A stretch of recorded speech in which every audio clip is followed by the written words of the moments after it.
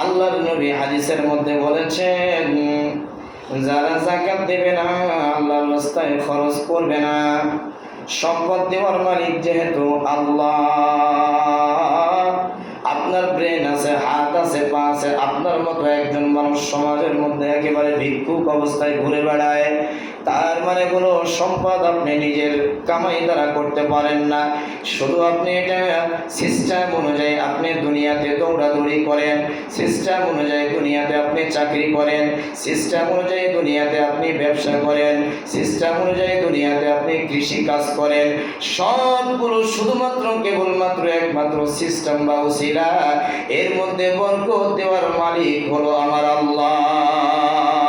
আল্লাহ তাআলা বরকত দিয়ে ছোট্টবেলায় যেমনি ভাবে বাবার কাছ থেকে 2টা টাকা নেওয়ার জন্য সারাদিন ঘুরে বেড়াইছেন বা 1 ঘন্টা ঘুরেছেন, আব্বু 2টা টাকা দাও।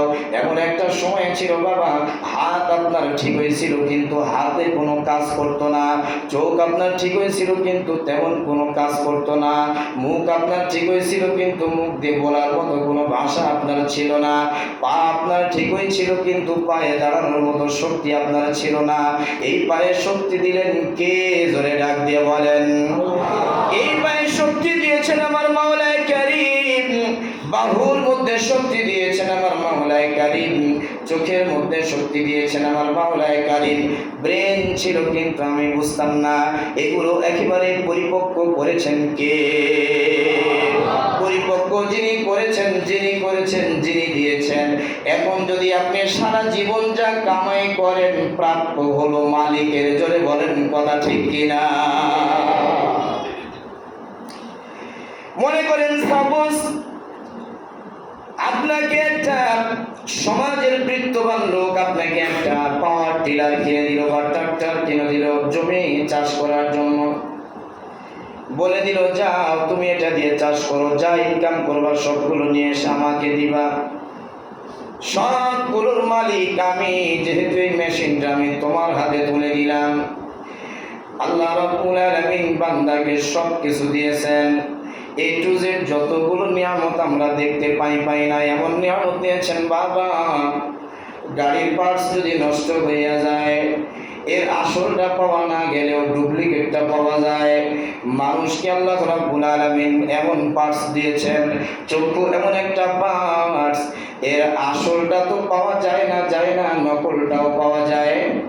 জোরে বলেন পাওয়া যায়। হাত এমন একটা পার্টস, আসলটা তো কেউ দেয় না, দিলেও কাজ হয় না, নকলটাও পাওয়া যায় না। আল্লাহ রাব্বুল আলামিন যতগুলো নিয়ামত দিয়েছেন বাবা, কোনো নিয়ামতের দাম কম না, কোনো নিয়ামতের দাম কম না। তাই আল্লাহ তাআলা কালামে পাকের মধ্যে ডাক দিয়ে বলেন, গোলাম ফাবিআই আলাই রাব্বিকুমা তুকাজ্জিবান। আমি যতগুলো নিয়ামত দিলাম, আমার এই নিয়ামতগুলো কোনটা তুই অস্বীকার করবি? দেখ তোর দিকে তাকায় দেখ, কোনটা তোর কাছে ছোট মনে হয় বা খাটো মনে হয় বা কম দামি মনে হয়? তোর চোখ কি তোর কাছে কম দামি মনে হয়? তোর নাক কি তোর কাছে কম দামি মনে হয়? তোর জিহ্বা কি তোর কাছে কম দামি মনে হয়? তোর ঠোঁট কি তোর কাছে কম দামি মনে হয়? তোর দাঁত কি তোর কাছে কম দামি মনে হয়? তোর লাঞ্চ কি তোর কাছে কম দামি মনে হয়?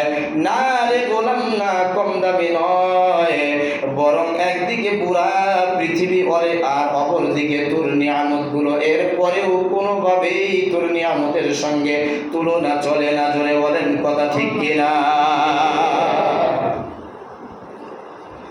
সব কিছু যেহেতু দিয়েছেন আমার আল্লাহ, এই জন্য আমি এগুলো দ্বারা যত ইনকাম করি, এই ইনকামের মূলত মালিককে। আল্লাহ বলেন না, এরপরেও আমি তোর থেকে বেশি নেব না। 100 টাকা তুই ইনকাম করলি আমার দেওয়া নিয়ামতগুলো দিয়া, 100 টাকা 1 বছর যদি তোর কাছে থাকে, এরপরে নির্দিষ্ট একটা অঙ্ক অতিক্রম করলে তুই মাত্র 100 টাকায় 2.5 টাকা আমাকে দিবি। 97.5 টাকা তোর কাছে রাখলে গোলাম, এটা তোর জন্য হালাল হয়ে যাবে, তোর জন্য হালাল হয়ে যাবে। আর 2.5 টাকা এটা আমাকে দিবি, তার মানে আমি তোর টাকা হাত দিয়ে নিয়ে খাবো তা না, বরং সমাজের মধ্যে গরিব অসহায় দুস্থ মানুষ আমি আল্লাহ তাআলা তৈরি করেছি। তোকে ধনী বানাইছি, তোকে মাস্টার বানাইছি, ডাক্তার বানাইছি, বিজ্ঞ বানাইছি, বড় বানাইছি। এটা তোর কোনো প্রতিদান না, তোর কোনো অনুদান না, তোর কোনো এটা ব্যক্তিগত যোগ্যতা না, বরং আমি আল্লাহ রাব্বুল আলামিন তোকে বানাইছি তাই তুই হয়েছিস। তোর মতো কত মানুষ কৃষি কাজ করে খায়, মাস্টার হতে পারে নাই।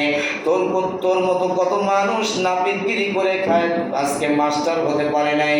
তোর মতো কত মানুষ মুসিগিরি করে খায়, আজকে ডাক্তার হতে পারে নাই। তোমাকে আমি মোহাব্বত করে ডাক্তার বানাইছি।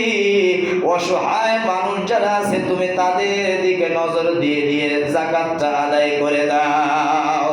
আল্লাহর নবী বলেন, আল্লাহর গোলাম যদি যাকাতকে অস্বীকার করে, যাকাত না দেয়, কবরের মধ্যে সুজা আকরা নামক একটি সাপকে আল্লাহ তাআলা পাঠায় দিবে।